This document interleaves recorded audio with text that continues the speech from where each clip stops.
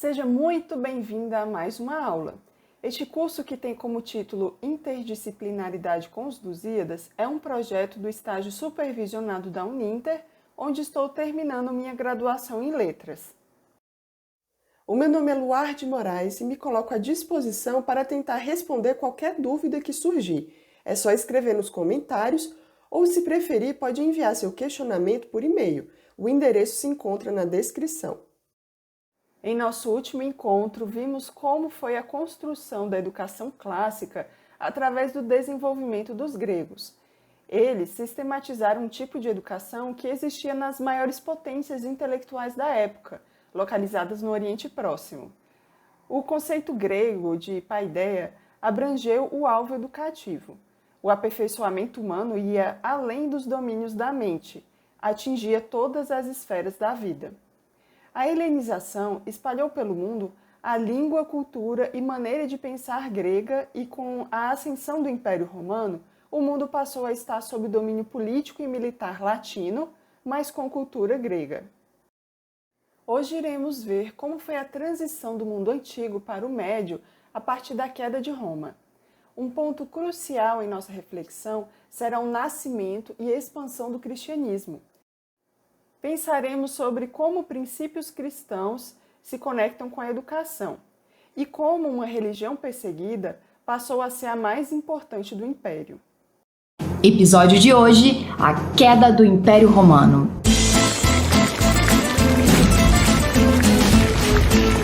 O Império Romano é dividido em duas fases: o Principado, que durou de 27 a.C.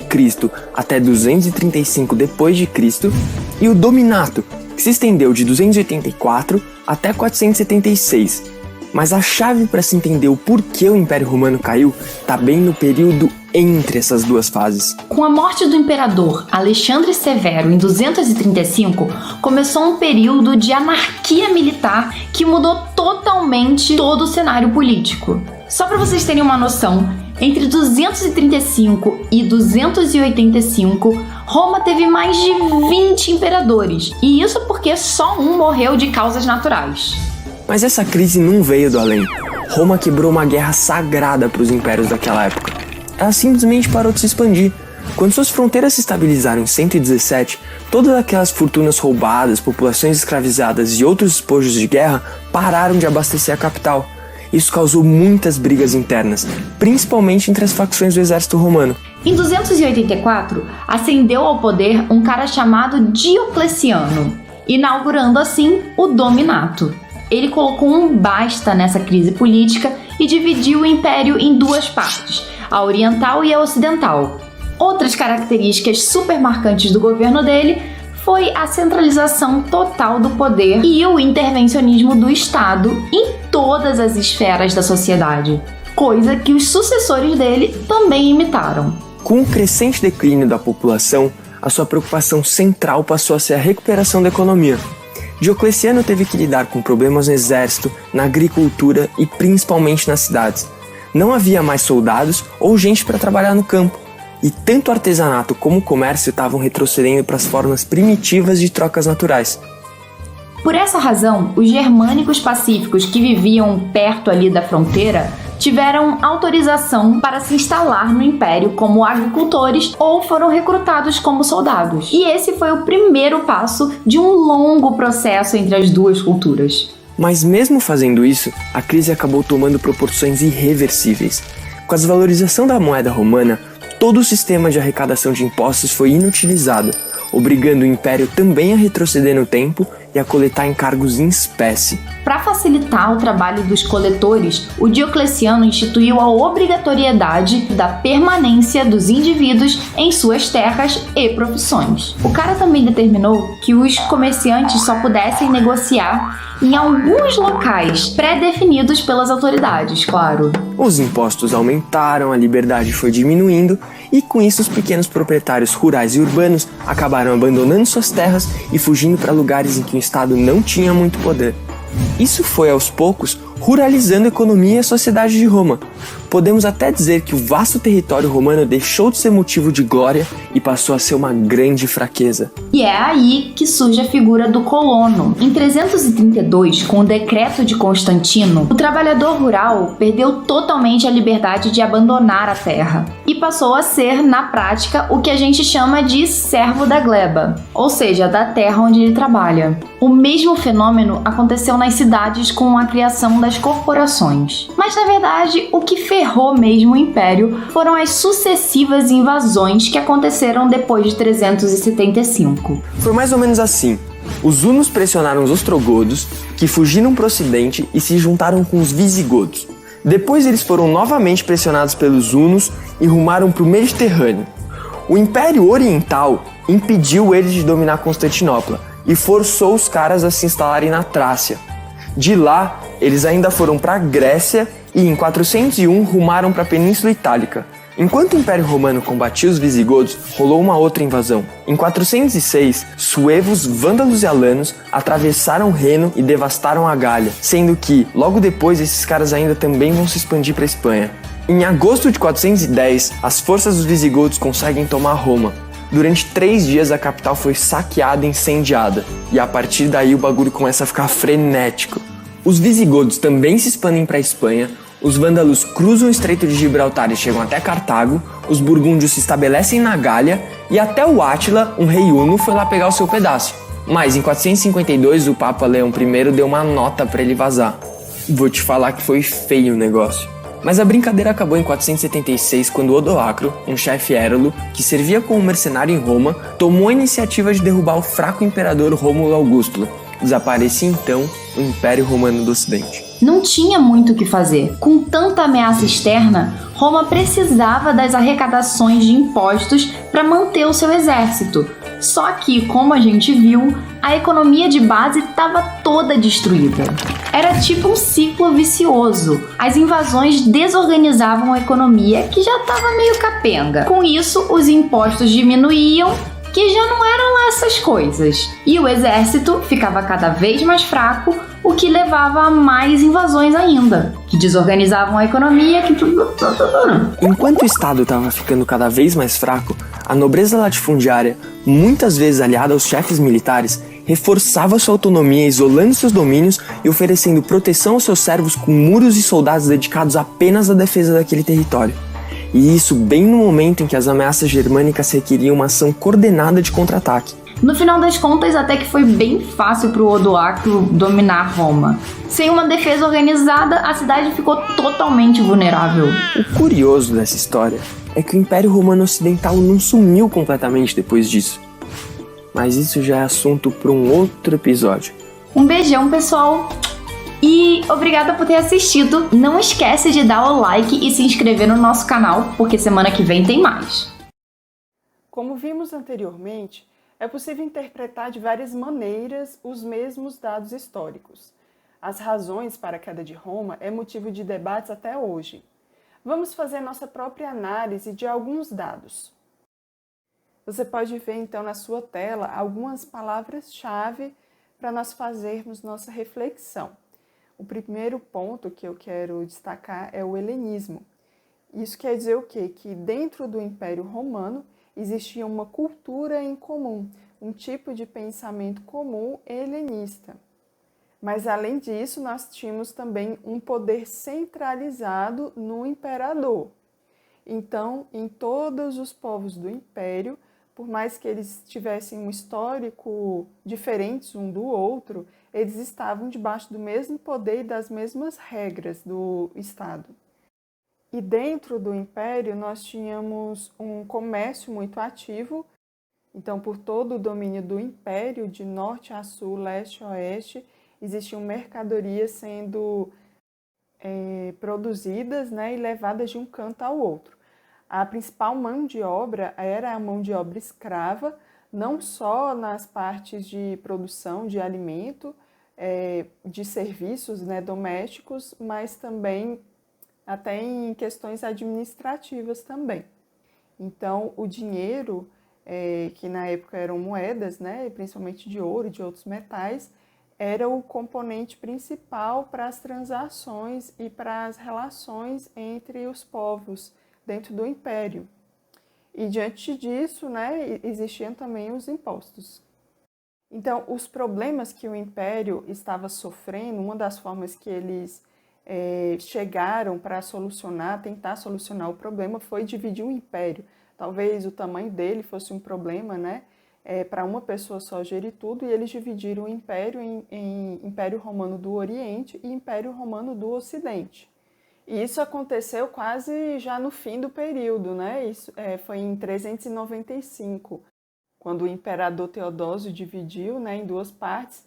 O Império Romano do Ocidente tinha capital em Milão e do Oriente tinha capital em Constantinopla.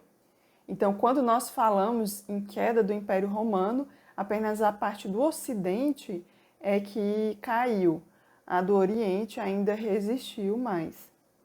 E aí nós temos o componente bárbaros também, né? Eram os povos que não faziam parte do Império Romano, estavam fora das fronteiras. Então, os estudos mostram que durante séculos, mesmo de maneira pacífica, né, eles tiveram contato. Mas devemos lembrar que esse termo não quer dizer que era um povo só unificado, eram vários povos, né? Várias tribos.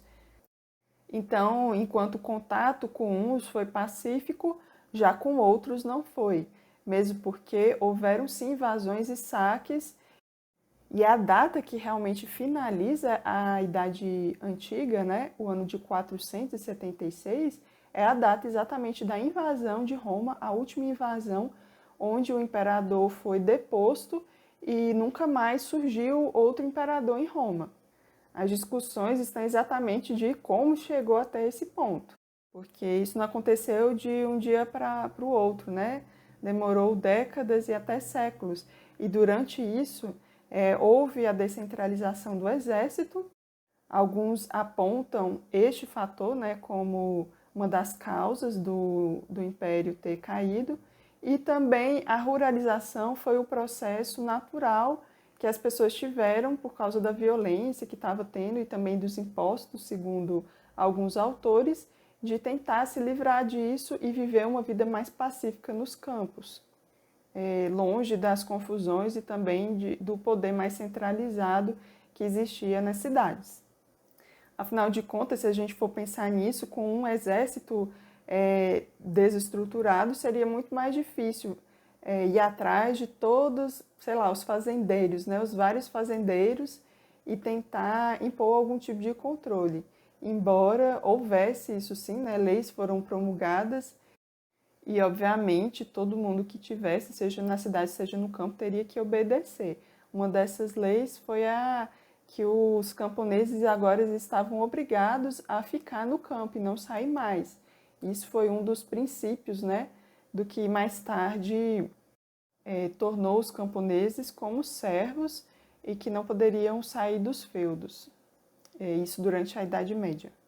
E por fim nós temos o componente do cristianismo, que nasceu e se desenvolveu, né, durante o Império, mas sobre isso nós vamos falar detalhadamente um pouco mais à frente ainda nessa aula. Depois da invasão de Roma do ano de 476, que teve seu último imperador, chamado Rômulo Augusto, deposto, os historiadores costumam encerrar o mundo antigo. A parte oriental do império ainda resistiria por 1000 anos em Constantinopla, mas ao que parece, o Império Romano sem Roma jamais vingou. Digo isso porque muitos povos tentaram ressuscitar o título. Carlos Magno entre os francos medievais, os alemães da Idade Moderna com o Sacro Império Romano Germânico, os russos que passaram a chamar seus imperadores de czares, que é o mesmo que César. A Romênia, por exemplo, tem esse nome porque se considerava a continuação de Roma. Em todo o mundo cristianizado, povos tentaram trazer de volta a glória daquele sistema de governo cuja morte foi sepultada junto com a antiguidade. No livro Guia Politicamente Incorreto da História do Mundo, Leandro Narlock nos faz refletir sobre o fato da imagem que temos da Idade Média ser baseada não no que as pessoas daquela época registraram, mas no que os iluministas escreveram séculos depois. Durante o Iluminismo, quando a razão e o pensamento científico seduziam o mundo, os filósofos se esforçaram para retratar a era medieval como um tempo de ignorância e fanatismo, dominado pelos fantasmas obscurantistas da Igreja, que deixavam as pessoas aterrorizadas com a possibilidade de ir para o inferno. Leandro Narlock. O autor continua dizendo que as pessoas pecavam tanto e eram tão grosseiras numa época tão religiosa, porque na concepção de mundo medieval, o homem é, em essência, imperfeito e condenado. Pureza e perfeição eram coisas de santos, não de homens. Só quem conhece a Idade Média pelo cinema acredita que os mecanismos de controle daquela época eram maiores, diz o filósofo Luiz Felipe Pondé. O rigor de conduta ganhou força só no século XVI, quando a Reforma Protestante fez da pureza cotidiana um ideal. E isso foi adotado também pelos católicos a partir da sua reação à Reforma, que foi a Contra-Reforma. Narlock diz que na década de 1540, ou seja, Idade Moderna, moradores de Genebra, sob a influência de Calvino, já denunciavam quem faltava aos cultos e iam até a casa de adúlteros e mal comportados para adverti-los do pecado. O declínio da tolerância medieval teve outra consequência.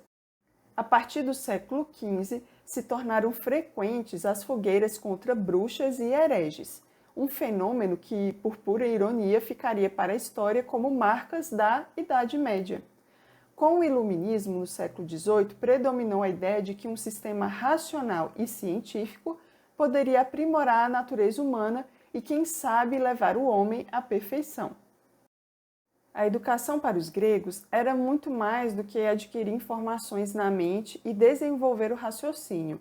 Era sobre dominar e fortalecer o corpo, sobre alimentar e aprimorar a alma através do discernimento do belo, e também sobre desenvolver o espírito, faculdade que se conecta a Deus.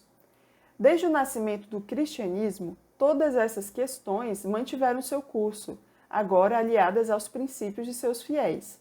A cultura judaica está interligada a seu livro sagrado e o cristianismo seguiu a mesma linha. Ora, estes de Bereia eram mais nobres que os de Tessalônica, pois receberam a palavra com toda a avidez, examinando as Escrituras todos os dias, para ver se as coisas eram de fato assim. Livro de Atos, capítulo 17, versículo 11. Essa passagem da Bíblia relata o que aconteceu no início da Igreja, quando os cristãos da Judéia saíram pelo mundo para pregar o Evangelho. Haviam judeus espalhados por todo o império, e em cada cidade que chegavam, os evangelistas entravam primeiro na sinagoga, que era o local onde os devotos se reuniam para estudar as escrituras judaicas. Lá, eles faziam um anúncio solene. O tão aguardado Messias havia chegado e cumprido seu propósito. Eles poderiam se alegrar com essas notícias maravilhosas, pois estavam salvos. Vemos nessa passagem de que maneira os judeus de Bereia reagiram. Eles foram ler as Escrituras para constatar a veracidade da informação. Para os cristãos, seu livro sagrado foi se desenvolvendo com os escritos dos primeiros apóstolos, composições que tinham a finalidade de instruir, ensinar e registrar os princípios daquele povo que surgia fundamentado naquelas crenças e não porque compartilhavam o mesmo sangue. Esses escritos iriam se unir ao livro dos judeus como a palavra de Deus para seu povo, se transformando na Bíblia. Não sabeis vós que os que correm no estádio, todos na verdade correm, mas um só leva o prêmio? Correi de tal maneira que alcanceis. Todo atleta em tudo se domina, aqueles para alcançar uma coroa corruptível, nós, porém, a incorruptível. Assim corro também eu, não sem meta, assim luto, não como desferindo golpes no ar, mas esmurro o meu corpo e o reduzo à escravidão, para que, tendo pregado a outros, não venha eu mesmo a ser desqualificado. 1 Coríntios 9, 24 a 27. Vemos nesse ensinamento de Paulo aos fiéis que residiam em Corinto algumas características. Primeiro, que era comum o uso da figura de linguagem. Nesse caso, ele fez uma comparação das atitudes de um atleta com o comportamento cristão. Nessa ilustração, vemos onde deveria estar o foco da vida para eles. O corpo precisava estar disciplinado para servir ao homem naquilo que ele considerava mais importante. Assim como os atletas dominavam sua carne com o intuito de vencer a corrida, os cristãos usariam da disciplina no corpo, mas para viver a vida cristã segundo seus propósitos. Pois a palavra de Deus é viva e eficaz, e mais afiada que qualquer espada de 2 gumes. Ela penetra até o ponto de dividir alma e espírito, juntas e medulas, e julga os pensamentos e intenções do coração. Hebreus 4:12. Assim como Deus era triuno, Pai, Filho e Espírito, para os cristãos o homem também era triuno. Era um espírito que possuía uma alma e habitava em um corpo. A essência do ser humano era seu espírito.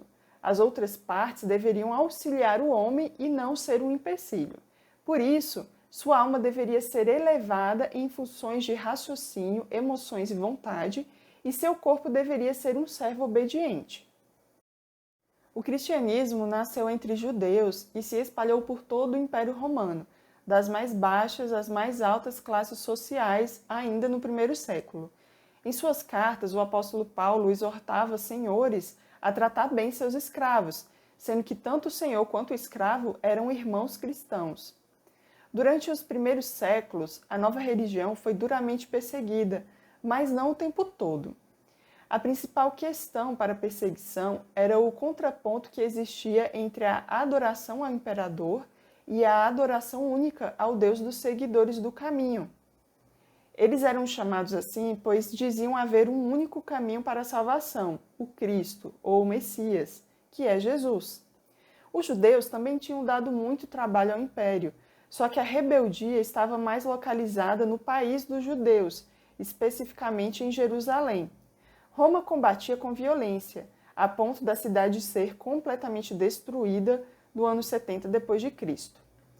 Os judeus espalhados pelo mundo poderiam até resistir em uma cidade ou outra, mas não tinham um poder centralizado e muito menos exército organizado. Agora, com os cristãos, as coisas pioraram muito, porque não é uma questão de etnia. Qualquer um poderia se converter aos princípios do caminho, inclusive dentro da própria corte imperial. Como eu disse, a perseguição não era o tempo todo. Geralmente, quando se levantava um soberano mais orgulhoso, controlador e obcecado com sua própria adoração do que o normal, é que os cristãos acabavam virando comida de leão. Em 313, Constantino promulga o Edito de Milão, dando liberdade de culto e encerrando quase 300 anos de perseguição e, digamos, clandestinidade.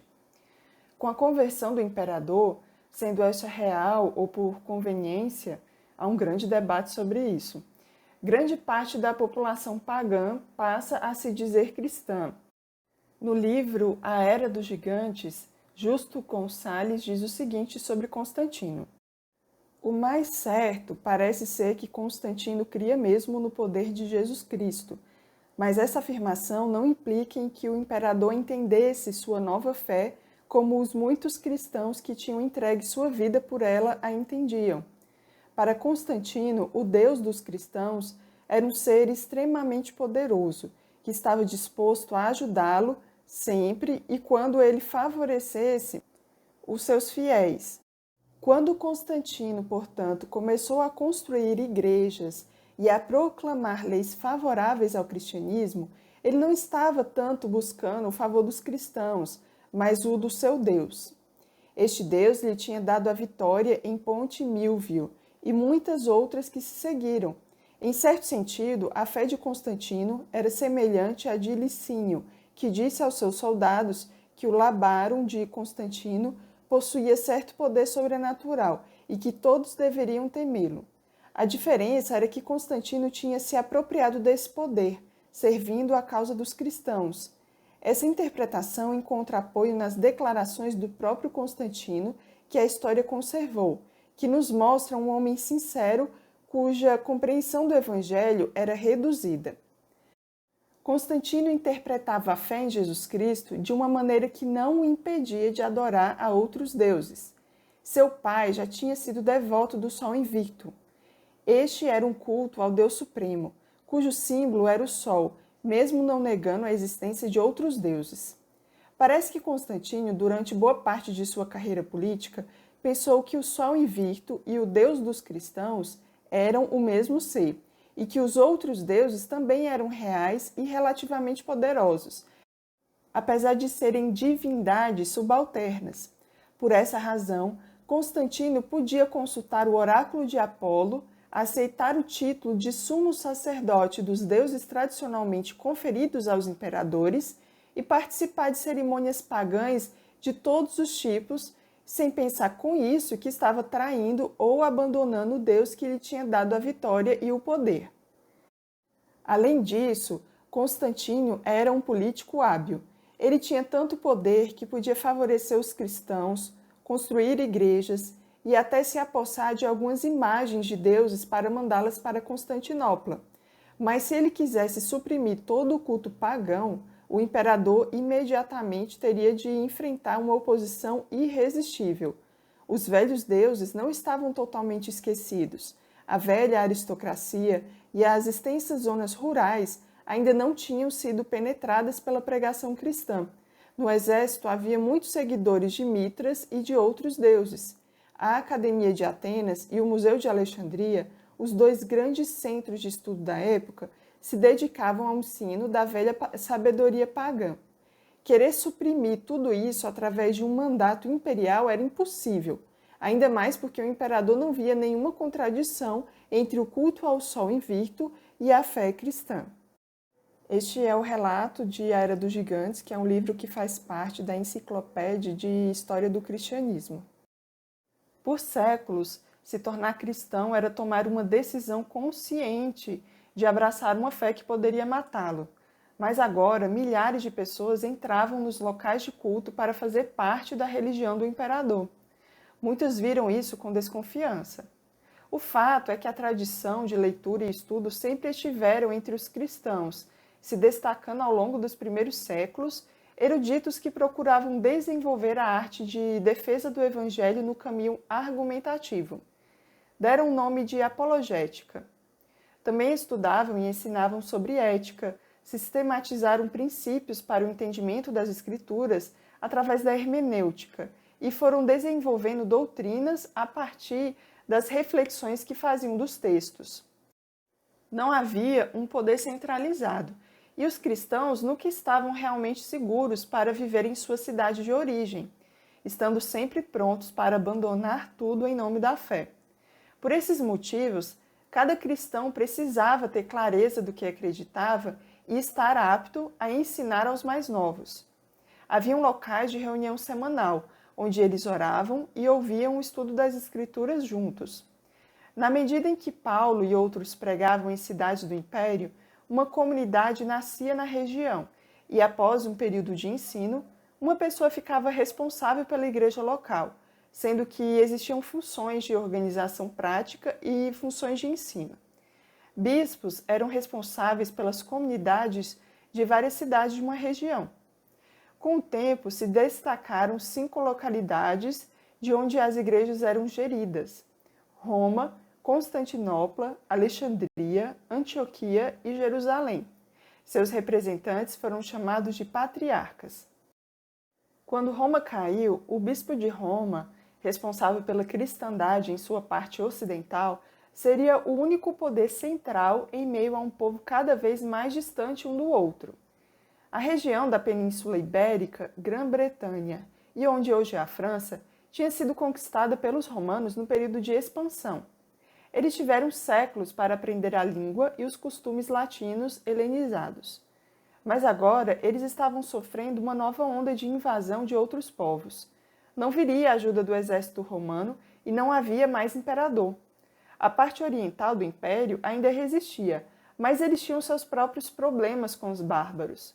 A parte ocidental tinha que se virar para não ser escravizada ou mesmo desaparecer. A propriedade agrícola, ou seja, o feudo, passou a ser o lugar mais seguro e, de qualquer forma, a única opção. Lá existia comida, trabalho, abrigo, guerreiros para proteção e um senhor para ser obedecido. Foi lá que os dialetos foram se transformando nas línguas dos países que mais tarde nasceriam. A língua clássica, ou seja, o latim, foi saindo do dia a dia, mas sendo embalsamado nos livros que os monges preservaram ao longo desses séculos medievais. A Igreja tinha se tornado a religião oficial de uma Roma que tinha caído. Mas o cristianismo continuou a crescer, chegando aos povos das fronteiras que fizeram parte da derrubada do mundo antigo. Ao longo da Idade Média, a religião de Roma será a de cada povo, língua e tribo da Europa, convertendo até as mais gélidas regiões do norte do planeta, terra dos vikings. Na próxima aula, falaremos sobre como a educação se desenvolveu até chegar nas universidades e quais avanços tecnológicos e culturais contribuíram para as descobertas do mundo moderno. Agradeço sua presença e não se esqueça de deixar sua curtida e seu comentário. Até nosso próximo encontro!